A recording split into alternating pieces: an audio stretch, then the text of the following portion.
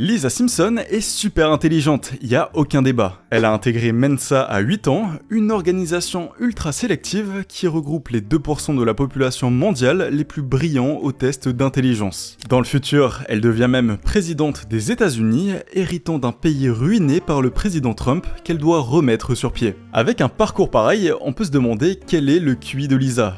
Eh bien, ça dépend des épisodes. Dans L'ennemi d'Homer, elle est présentée comme ayant un QI de 156. Mais quelques saisons plus tard, on entend un autre chiffre. En jouant avec Maggie, Lisa réalise que sa petite sœur arrive à communiquer sans parler, en formant des mots avec des cubes. Toute la famille l'emmène alors chez un spécialiste pour tester son QI, et là, Maggie répond correctement à toutes les questions, avec ses doigts. Résultat, Maggie a un QI de 167. Mon QI est seulement de 159. Maggie est plus intelligente que moi. Alors oui, une fois c'est 156, une autre fois 159, c'est léger comme écart et pas si incohérent que ça. Le QI peut varier un peu selon les tests, l'âge ou même la fatigue du jour. Et dans tous les cas, Lisa reste très au-dessus de la moyenne et de certaines autres personnes. Oh putain! QI de 143!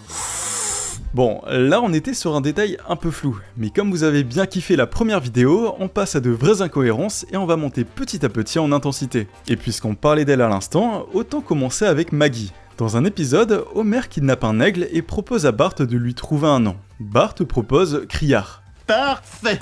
Comme quand t'as trouvé celui de Maggie.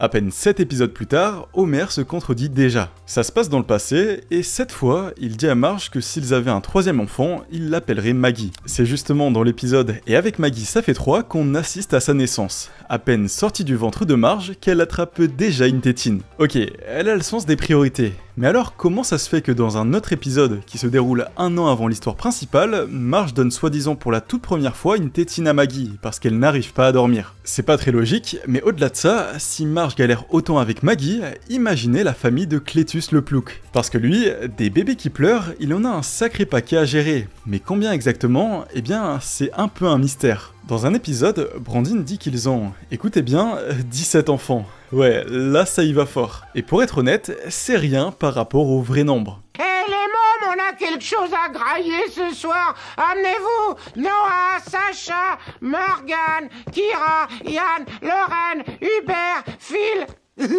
Ok, là ça commence à être de plus en plus sérieux puisqu'on compte 26 enfants. Et encore il en manque, on en découvre d'autres dans plusieurs épisodes, ce qui porterait le total à plus de 70. Je me suis posé la question, mais à ce stade c'est même plus humain. Le record mondial est de 69, tiens donc, et il est détenu par une femme russe du 18e siècle, Valentina Vassilieva. Donc oui, Brandine aurait explosé un record historique. Mais il y a peut-être une raison derrière bien plus sombre que vous ne l'imaginez. Parce qu'en réalité, Brandine n'est peut-être pas 100% humaine. Sur leur arbre généalogique, on retrouve certains de leurs enfants. D'ailleurs, il y a aussi un mouton et un hot dog, mais surtout, on apprend que Cletus est le père de Brandine, qu'il aurait eu avec un extraterrestre. Ouais, je vous avais prévenu, et même si on veut croire que c'est une blague, c'est peut-être en réalité bien pire que ça. Cletus, voulez-vous prendre Blandine ici présente? Attendez une minute, tous les deux, vous êtes frères et sœurs? On est des tas de choses. Bon, on va changer d'ambiance et s'intéresser à l'origine des difficultés scolaires de notre petit concre préféré. Parce que oui, selon la série, il y aurait peut-être plusieurs explications. Pour la première, on apprend que tout viendrait de son institutrice de maternelle qui aurait détruit son estime de soi dès les premiers jours. Mais dans un autre épisode, c'est Marge qui serait en cause. Elle aurait bu pendant sa grossesse et ça aurait affecté le développement de Bart. C'est pas fini, un autre épisode explique que s'il est comme ça, c'est parce qu'il a été nourri au biberon étant bébé. Et dans un autre encore, ce seraient les écrans trop présents pendant son bas âge qui auraient freiné son développement intellectuel. Mais la raison la plus crédible, c'est peut-être celle donnée dans la pilule qui rend sage. Bart souffrirait en réalité d'un trouble de l'attention avec hyperactivité. On lui prescrit alors un traitement, et là, miracle. Il devient calme, concentré, et il prend même plaisir à étudier. Jusqu'au jour où ça dérape. Il finit par devenir parano à cause des effets secondaires. Malgré ça, ça reste l'explication la plus réaliste de toutes. Et si c'est bien ça, alors toutes les autres raisons données par la série deviennent incohérentes. Maintenant, on va s'intéresser à l'idole de Bart, Krusty le Clown. Dans la saison 1, Krusty est envoyé au tribunal car accusé d'un vol à main armée. Il doit examiner des pièces à conviction mais n'y parvient pas, car il est et a toujours été illettré. Alors, pourquoi dans la saison 4, il réussit à lire rapidement un télégramme et à comprendre que les soviétiques vont boycotter les Jeux Olympiques? Ou encore, comment il a pu écrire sur cette pancarte? Autre incohérence avec Krusty, sa relation avec son père, le rabbin Krustovski. Dans plusieurs épisodes, on nous explique que les deux sont fâchés depuis des années, car le père de Krusty ne supporte pas qu'il soit devenu clown au lieu de suivre une voie religieuse. C'est même Bart lui-même qui finit par les réconcilier. Sauf que dans l'épisode Grand Effort, on voit un flashback de Springfield dans les années 80. Et devinez qui est présent tout sourire aux côtés de son père? Eh bien Krusty évidemment. Les deux sont ensemble sans tension apparente. Et comme si ça ne suffisait pas, on aperçoit aussi Manjula, la femme d'Apu, alors qu'elle n'est censée apparaître qu'à partir de la saison 9, bien après la période du flashback. Là, niveau incohérence, on commence à monter haut, mais c'est que le début. Parlons maintenant de Homer et de son rapport à la technologie. Un jour, il est frustré parce qu'il a raté un mail qui annonçait que la centrale serait exceptionnellement fermée,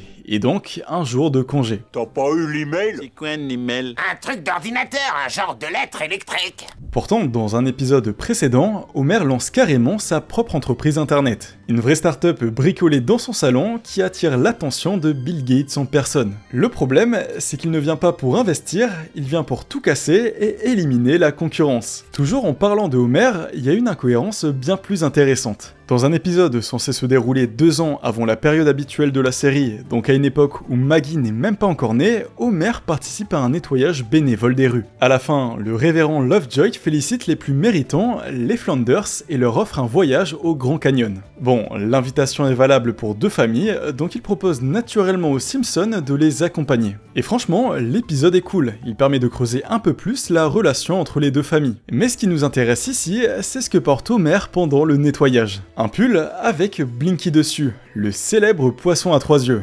Et là, ça coince. La première apparition de Blinky, c'est quand Bart pêche un poisson mutant près de la centrale, et que ça devient un gros sujet médiatique. Certes, ça se passe dans la saison 2, mais dans un épisode où Maggie est déjà née. Donc logiquement, la ville ne devrait pas connaître Blinky au moment du nettoyage. Avant de passer à du très lourd, je voudrais revenir sur une scène qui n'a aucun sens. Tout l'épisode, le hockey qui tue, repose sur la rivalité entre Bart et Lisa, chacun dans une équipe différente. Ils sont en compétition directe et Homer n'arrange rien en les comparant sans arrêt, ce qui met une vraie pression sur les deux. À un moment, Apu organise une fête chez lui pour célébrer la belle saison de Lisa et de son équipe. Et devinez qui est là? Bart.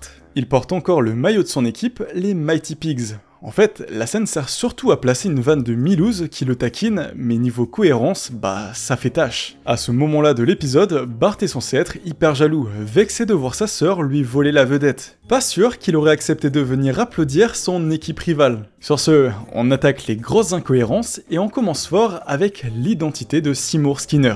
Dans l'épisode Le principal, on découvre que le Skinner qu'on connaît depuis le début n'est pas le vrai. Il s'appelle en réalité Armin Tamzarian, un ancien sergent de l'armée. Pendant la guerre du Vietnam, il sert sous les ordres d'un officier respecté, le véritable Seymour Skinner. Mais un jour, celui-ci est porté disparu lors d'une mission, présumé mort. Armin se charge alors d'aller à Springfield pour annoncer la nouvelle à sa mère, Agnès Skinner.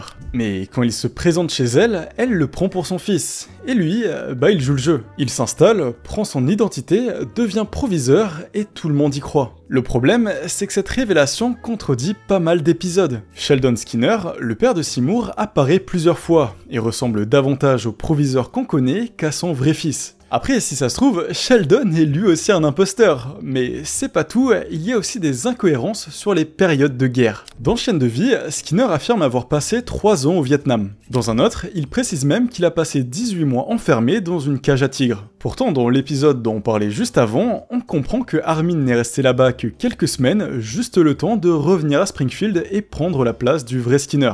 Face aux incohérences, les scénaristes ont fini par admettre leur erreur, et aujourd'hui, l'épisode est carrément considéré comme non canon, c'est-à-dire pas dans la continuité de l'histoire. Ouais, c'est une vieille technique pour tenter de rattraper la situation. Allez, on enchaîne avec un lieu peu connu dans l'histoire de la famille Simpson, la ferme où Homer a grandi. Un jour, Homer y retourne avec son père. L'ambiance est tendue, les souvenirs pas vraiment joyeux. Et au passage, Abraham lui balance qu'il n'a jamais voulu qu'il naisse, sympa l'ambiance. Après une grosse dispute, ils retournent chacun de leur côté à la ferme. Et indépendamment, ils réussissent tous les deux à y mettre accidentellement le feu. Tu veux que je te dise quoi? On est tous les deux des bons à rien. Oh, c'est pas grave.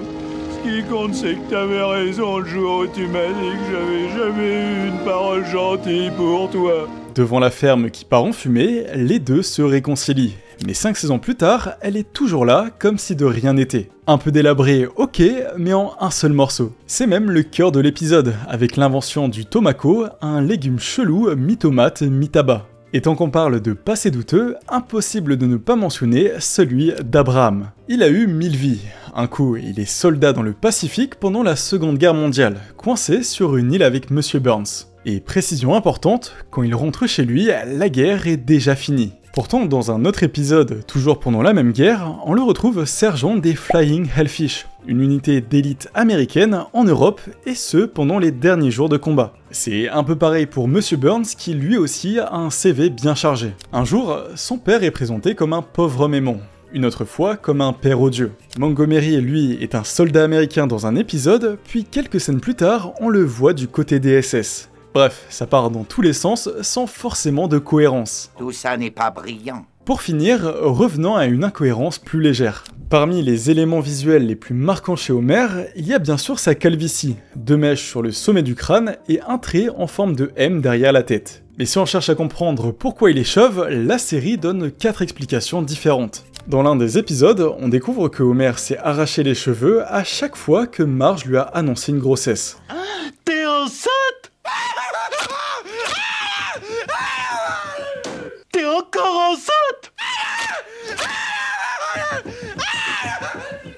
Maintenant, dans Marge en cavale, on apprend qu'il a participé à une expérience médicale avec comme effet secondaire une perte de cheveux. Bon, après il a accepté ça spécialement pour éviter un dîner avec Patty et Selma, c'est logique, on le pardonne. Plus terre à terre, dans un autre épisode, Homer explique à Bart que la calvitie est héréditaire, que c'est la faute de la génétique. Pas de bol, sauf que son père Abraham a encore une belle petite touffe, et son grand-père Orville avait une middle part, donc c'est pas si héréditaire que ça. Et enfin, la série a aussi suggéré que la radiation de la centrale nucléaire était responsable. Pourtant, Lenny, Carl ou même Monsieur Burns ont toujours leurs cheveux, donc bon, peu probable. Bref, 4 explications pour une seule calvitie, ça commence à faire beaucoup. À ce stade, même ses cheveux ne doivent plus savoir pourquoi ils sont partis. On a fait un bon tour des incohérences que je n'avais pas évoquées dans la partie 1, mais je pense qu'il en reste, alors si vous êtes chaud, n'hésitez pas à liker et à vous abonner pour une éventuelle partie 3. Avant ça, j'ai plein de sujets en tête. D'ailleurs, dites-moi si une vidéo sur les erreurs d'animation, les faux raccords et ce genre de petits détails vous intéresserait ou pas. Sur ce, merci d'avoir regardé jusqu'ici, et moi je vous dis à très bientôt.